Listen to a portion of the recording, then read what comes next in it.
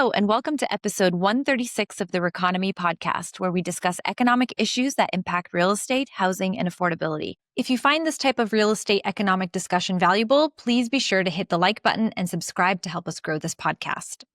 I'm Odeta Kushi, Deputy Chief Economist at First American, and here with me is Mark Fleming, Chief Economist at First American. Hey, Mark.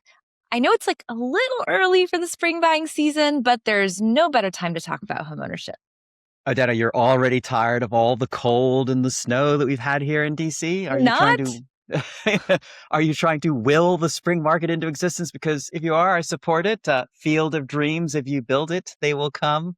Yes, good. I was waiting for the 80s reference. That didn't take very long, but yes, I am trying to will spring into existence right now. Well, I agree with you. I'm ready for it too. And as far as the early reference, I do have a reputation to uphold after all. Yes, and you're doing a great job at that. Well, today we're going to talk about what's really happening with homeownership, how it's measured, why there are so many misconceptions about it, whether young buyers are really locked out, and why homeownership still matters for wealth building. All things near and dear to our homeownership loving hearts. Yes, indeed. So let's start with the basics. Mark, how do we actually calculate the homeownership rate? Such a great question. The homeownership rate is actually a pretty simple calculation. It's the number of owner-occupied households divided by the total number of households that is owned and rented together. And that denominator is actually really important because one of the biggest misconceptions coming out of the housing crash was that the decline in homeownership rate meant everyone was losing their homes. In the fourth quarter of 2004, the homeownership rate reached a peak of 69.2%. But by the second quarter of 2016, it had hit an all-time low of 62.9%. Whoa, are all the homeowners? Yes, exactly. Also, did you notice those numbers are the same? Just they moved a digit around or two, 69.2 and 62.9. Okay, We digress. moving right along. And it's easy to think that that's because the number of homeowners crashed. But what actually happened was that rental household formation picked up. Over that same time horizon, the number of rented occupied units increased by just over 30%, while the number of owned occupied units was down by less than 1%. Aha, I love a good statistical misconception. After the great financial crisis, we saw a big increase in renter households, millennials forming households finally, moving out of dorms, out of their parents' homes, but renting first. So the denominator, total households, was growing because renter households were increasing faster than owner households. And of course, when that denominator grows faster than the numerator, the homeownership rate falls, even if the number of homeowners isn't collapsing. Fast forward to today. In the third quarter and fourth quarter of 2025, the homeownership rate has increased a bit from 65% in the second quarter of 2025 to 65.7% in the fourth quarter of 2025. Under the hood, the number of owned households is growing, while the number of rented households has actually declined. So composition matters. Now the rising homeownership rate is indicative of more home owning households. Indeed. Now let's tackle another hot topic, the age of the first-time homebuyer. Dun dun, cue dramatic music. Yes, well, there have been lots of headlines about this recently. The National Association of Realtors reported a median first-time homebuyer age of 40 in 2025. That's up from 38 the year before. But here's the nuance. Other large-scale data sources tell a slightly different story. According to the National Mortgage Database, which is based on millions of mortgage records, the median age rose modestly from about 30 to 33 and then edged back down to 32 in 2025. Census-based estimates put it around 33, and the New York Fed's Consumer Credit Panel data shows a median age around 32 to 33 in recent years. And I imagine here you're going to tell me that the differences between sources depends on the methodology, survey versus mortgage records, definition of first-time home buyer. You can get very different answers. Exactly. Definitions matter. Some define a first-time home buyer as someone who hasn't owned in 3 years. Others define it as never having had a mortgage at all. So it may or may not be the case that first-time buyers are dramatically older than a decade ago. That conclusion, I guess, depends on the source of the estimate. It's possibly not that we are all turning into middle-aged first-time buyers, but instead, methodology matters. Right. And on the topic of first-time homebuyer, the GSE first-time homebuyer share of purchase loans in October 2025 was 52%. I think that might surprise some folks. And it's down from 55% in April of 2025, but still above the 50% threshold. More than half of all purchase loans the GSE have done were to first-time homebuyers. But let's be careful here. I presume the first-time homebuyer share is calculated in a similar fashion to the homeownership rate. In other words, the number of first-time home buyer loans divided by all purchase loans, first-time and repeat buyers. So is the rate slightly lower because of fewer first-time home buyers or because of more repeat buyers? Again, composition matters. Okay, since we're on the topic of homeownership and age, let's talk generations because the assumption has long been millennials are the forever renter generation.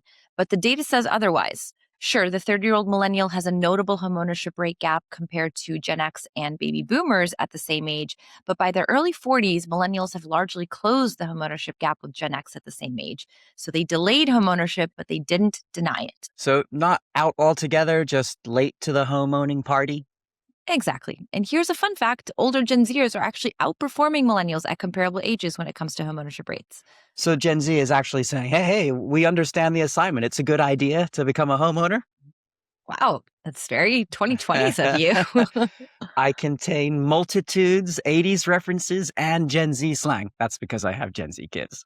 Oh, there it is. Okay. There The it truth is, comes exactly. out. Well, Gen Zers are benefiting from a resilient and strong labor market these last couple years, higher early career wages in some sectors, and in some cases, geographic flexibility. So the generational story is not one of collapse, it's one of delay and demographic momentum. Now, let's answer the bigger question: why does homeownership even matter? Ooh, I did this assignment too. Because it's the primary driver of wealth creation in the United States, of course. Well done, but let's break that down a bit. First, leverage. You can buy a home with as little as 5% down. That's actually a myth buster for us. Most people think it's necessary to put 20% down, but you can do it with as little as 5%. And that's 20 to 1 leverage. If home prices rise 5%, that's a 100% return on your equity before transaction costs. That's not an endorsement of speculation at all. It's just math. Right. Second is forced savings. Every month when you pay your mortgage, part of that payment reduces principal. So you're building equity, whether you think about it or not. Renters can obviously build wealth too, but they have to deliberately invest the equivalent of a down payment and principal payments. Homeownership builds it into the structure. And third is appreciation. We've talked a lot about this one. Over the long run, home prices do tend to rise, and that creates equity gains simply by being the owner of the asset. With one very big exception, uh, just one Right. notable Just exception in one. the global About a financial decade or crisis. so ago. Yes. Right. And fourth, it's also an inflation hedge. With a fixed rate mortgage, your largest monthly expense is fixed. If wages rise with inflation, but your housing payment doesn't, affordability improves over time. Certainly something to consider given the last few years of inflation. Absolutely. And now we conclude our 4-step journey. Don't stop believing in home ownership. Yeah? No? Well, I stepped right into that. Also, a bit of a stretch there, but you got it in. It's a stretch indeed, but I'm trying to uphold that reputation. I'm doing such a great job. I Okay. know, today's terrible.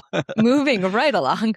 On the point of wealth creation, according to the 2022, and this is the latest available that we have, although we should be getting another one this year, maybe. Pretty soon, yeah. Survey of Consumer Finance's data, the median homeowner has dramatically more wealth than the median renter, 38 times the household wealth of a renter, over $396,000 for homeowners compared to about $10,400 for renters.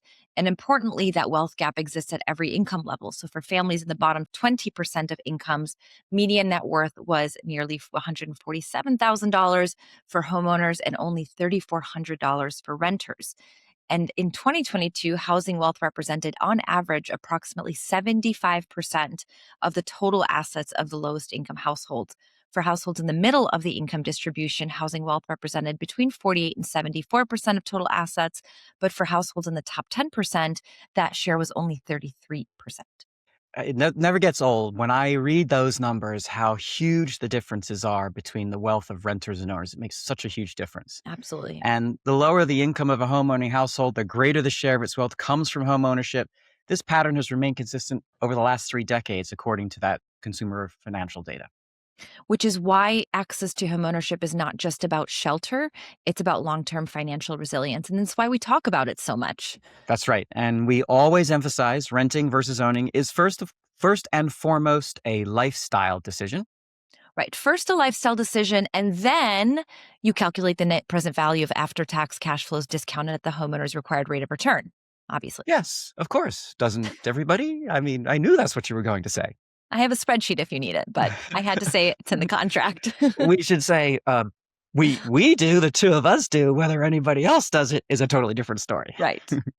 Look, if you're highly mobile, uncertain about how long you'll stay somewhere, or prefer flexibility, then maybe renting does make sense, even all of the things we just said. Of course. But structurally, over the long run, homeownership has been one of the most reliable ways to build wealth in the US. So, with that, where does that leave us heading into this year's spring market? Yes, back to the beginning, wishing for that spring market. Well, from everything we've said today, I think that the home ownership story isn't one of decline. It's actually one of demographics, affordability challenges, yes, and delayed but not denied ownership.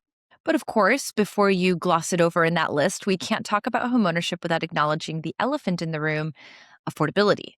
Yes, that is a small detail right now. Right. So access to homeownership requires an Mhm. affordable housing market. Now, we do know that housing affordability improved year over year for the ninth consecutive month in November 2025, reaching its strongest level since the summer of 2022. But affordability is still more than 60% below its pre pandemic 5 year average. So it feels like homeownership should be falling apart. And yet, is it? Remember, more than half of all purchase loans made by Fannie Mae were to first-time homebuyers at the end of last year, which tells you something important about demand for homeownership. Exactly. I mean, housing demand didn't disappear, it did get constrained. Affordability affects who can buy and when they can buy, but it doesn't eliminate the underlying demographic need for shelter and ownership. We still have the largest generational cohort, the millennials, aging through their prime home buying years. They're in their earlies to early 40s. Household formation continues, life events continue, marriages, children, job relocations. The desire for stability doesn't go away because mortgage rates are higher. But there is that little thing called the rate lock-in effect that we're still dealing with. The now infamous rate lock-in effect. Yes, Infamous. many existing homeowners have mortgage rates well below current market rates. That reduces resale supply because they're financially disincentivized for moving. Fewer homes for sale means prices remain supported even in a higher rate environment. So we have this interesting dynamic. In fact, probably the first time I've seen this in all the years I've been studying real estate markets, constrained supply, persistent first-time buyer demand, and affordability headwinds all interacting at once. Right. And here's another important point. While affordability is stretched, we are seeing wage growth outpacing house price growth recently. So that is contributing to affordability improvements. And also coming back to our earlier point, housing is very cyclical, but demographics are structural. That's right. Cyclical headwinds can slow transitions, but structural demographic forces tend to always win over the longer horizons. Which brings us back to our original point that the homeownership story today is not one of disappearance, it's one of adjustment. Or as 90s rap reminded us, it was all a dream. Turns out the dream of homeownership is still very much alive. Well, hold up. Biggie Smalls in an economics podcast. That's I'm just nice. kind of impressed that you caught that actually, but I'm data driven, but I make it lyrical. um, I have no 80s rebuttal for this. And I will Take the win. I will take the win and run with it. That is it for today's episode. Thank you for joining us on this episode of the REconomy Podcast. If you have an economics related question you'd like us to feature in the future, you can email us at economics@firstam.com. And as always, if you can't wait for the next episode, you can subscribe to our Econ Center at firstham.com/economics or connect with us on LinkedIn. Until next time. Thank you for listening. For even more economic content, visit firstham.com/economics. This episode is copyright 2026 by First American Financial Corporation, all rights reserved.